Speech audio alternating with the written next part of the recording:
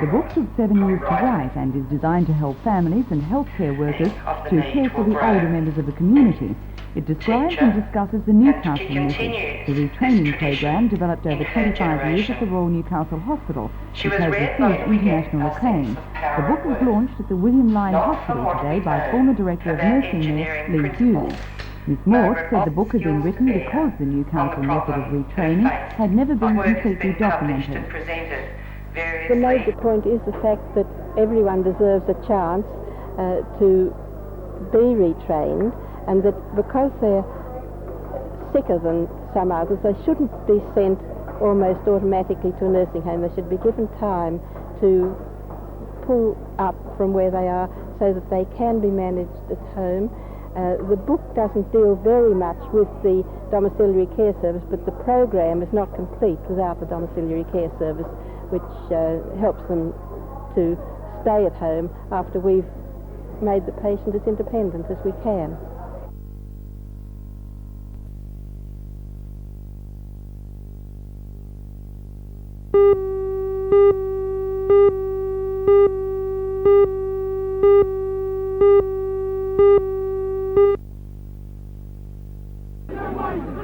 When the two sides clashed last year, the country crashed Fiji 40-3, but that score was not repeated this time around. With Australian coach Alan Jones looking on, the Fiji players did a little war dance and promptly massacred the opposition.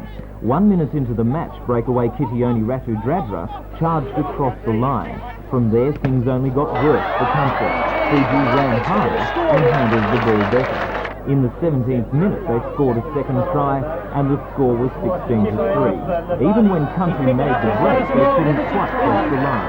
This run by Dwayne Barnes came to naught, and he missed the penalty just before half-time, leaving the score 19-3. In the 7th minute of the second half, Fiji hooker Epili Rakai barreled across the line for try number 3. Country did score a late try and a conversion, but it wasn't enough. And so the final score for Fiji was a total of 5 tries, 3 penalties, 2 conversions and a field goal for their total of 36.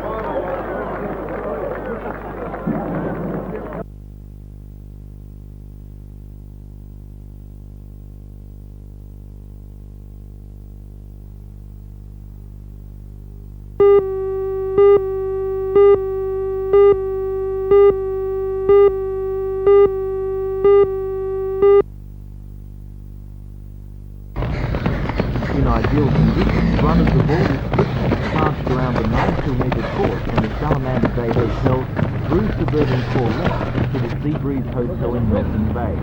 The pub-to-pub fun was jointly organised by the Single Beach Surf Club and APEC to raise money for local charities.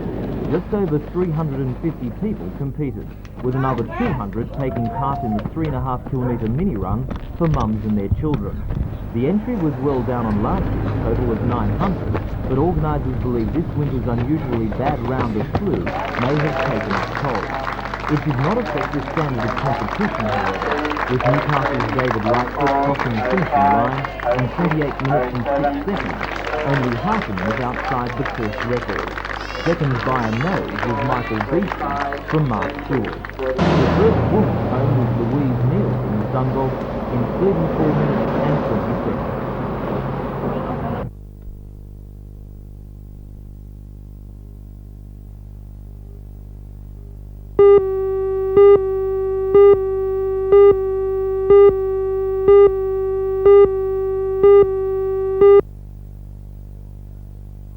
Bill Jones, the Falcons were in trouble Wood, from the start of the game. Green, the class of the 36 was evident from the round outset. Rebellion, as you can see, not much you can do about it. Away it went to Wood. Just gets that foot around and spins off the defence.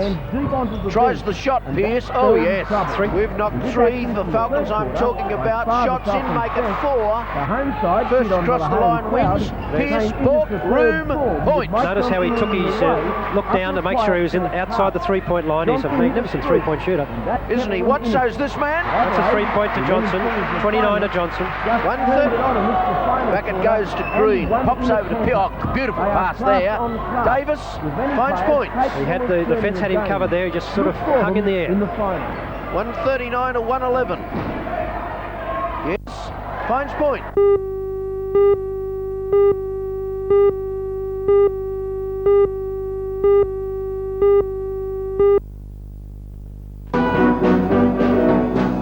For many people, Sunday afternoons were a time for a break to take it easy. For more than 350 people, yesterday afternoon was a good time to take part in the second afternoon event called the Blue Moon Race. Yesterday's event follows the first of the 5 dances, held in enormous success which was about a month ago. Of course, there were 200 dances, great salmon and champagne. The biggest hit of the day was the band kept on a hot tin roof. The dance floor was packed for much of the afternoon. The proceeds from the dance were distributed to and following the tremendous turnout of both dances so far, the organisers promised there will be more.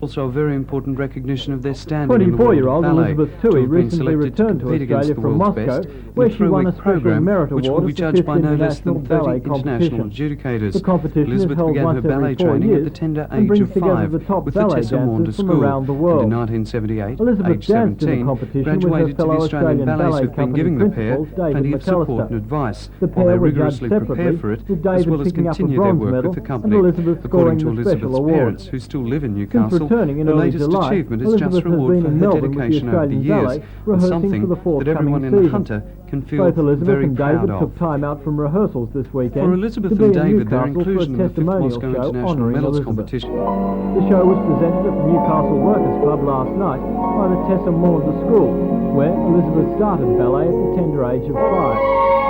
She stayed at the school for 12 years until she left Newcastle and then joined the Australian Ballet School. Last night's testimonial featured ballet students from the school and concluded with a special presentation to Elizabeth of a cheque to go towards furthering her career.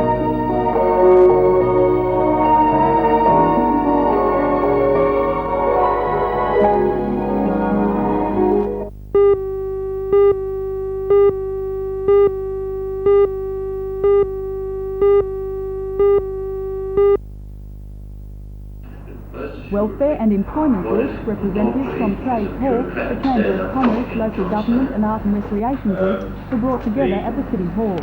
In opening the summit, the Minister for Finance and Employment, Bob Dubis, outlined a major strategy being developed by the State Employment Advisory Council.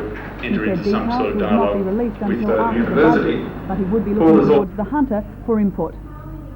Well, I would expect that bodies such as the Summit and its workshops would precisely be advising me about particular community enterprises, particular local government enterprises, for instance, that could appropriately be funded and assisted to bring them to viability. The other major initiative to come from today's summit was the decision to establish an autonomous Hunter Region Council of Social Services. The chairman of the summit steering committee, Father George Mainprice. A coalition of umbrella organisations.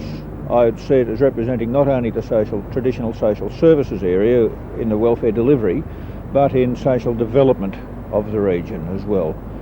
That covers the whole.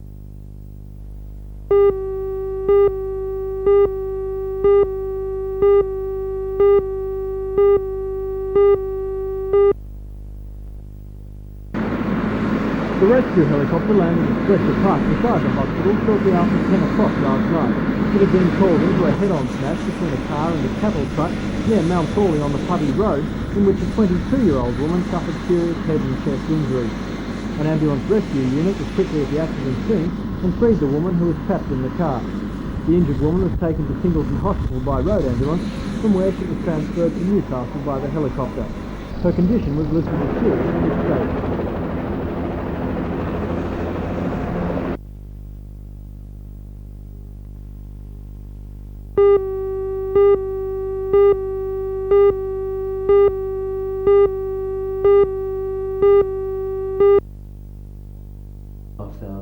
Research has been carried out on heart disease in the Hunter for the past 16 years. According to region's about the Associate top of the Professor league, Community and Australia Medicine, is one of Richard the Heller, top. the Hunter has one of the worst levels in the world. Compared with the whole of Australia, the Hunter region is about the top of the league, and Australia is one of the top countries of the world, so it's really a very serious problem. What areas are the worst affected? Within the Hunter region, there are some interesting differences. For example, Cessnock has the highest rates within the Hunter region, and Maitland also is pretty high. Professor Heller said the reasons why the studies have shown such high levels of heart disease are not known. However, there is a correspondingly high level of risk factors, including high blood pressure, blood cholesterol levels, and a high incidence of people who smoke and are overweight. He said community awareness is needed to fight the problem. There's no point us standing up and telling people they've got to do this and got to do that, because people will resist that. The only way for real effective change is if people want to change.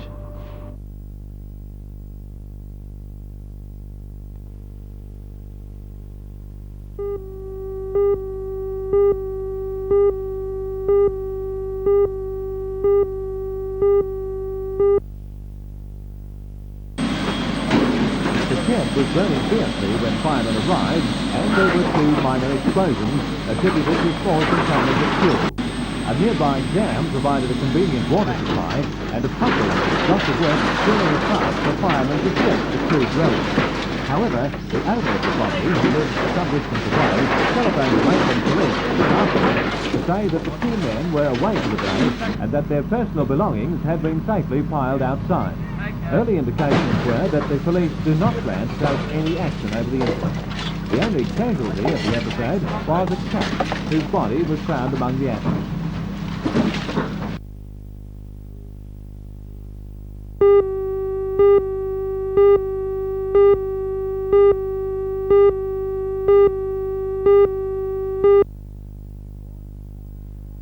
The forum was held in conjunction with the United Nations conference marking the end of its Decade for Women. It's 10 years since International Women's Year, a period set aside to improve the position of women in societies throughout the world.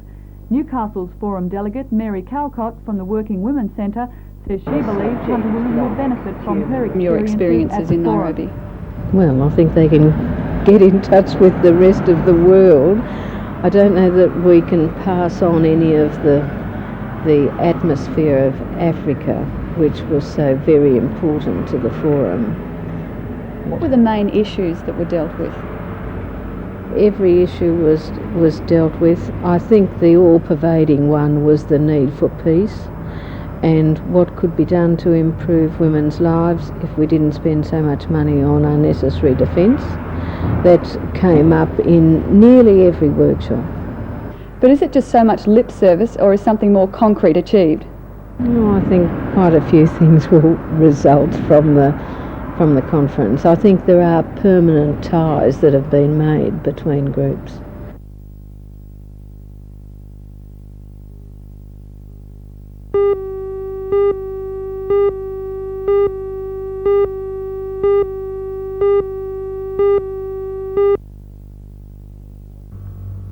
Good morning everyone and welcome.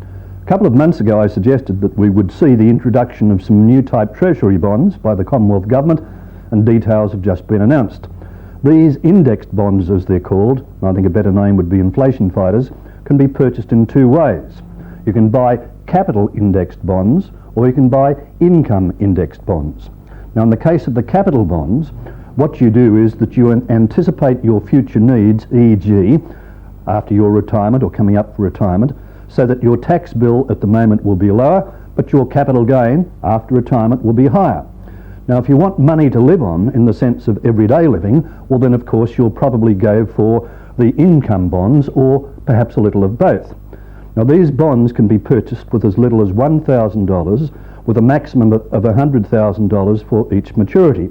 And details can be found in official post offices, through the Reserve Bank and in newspaper advertisements. Now I think it's going to take a little time for the bonds, shall we say, to settle down.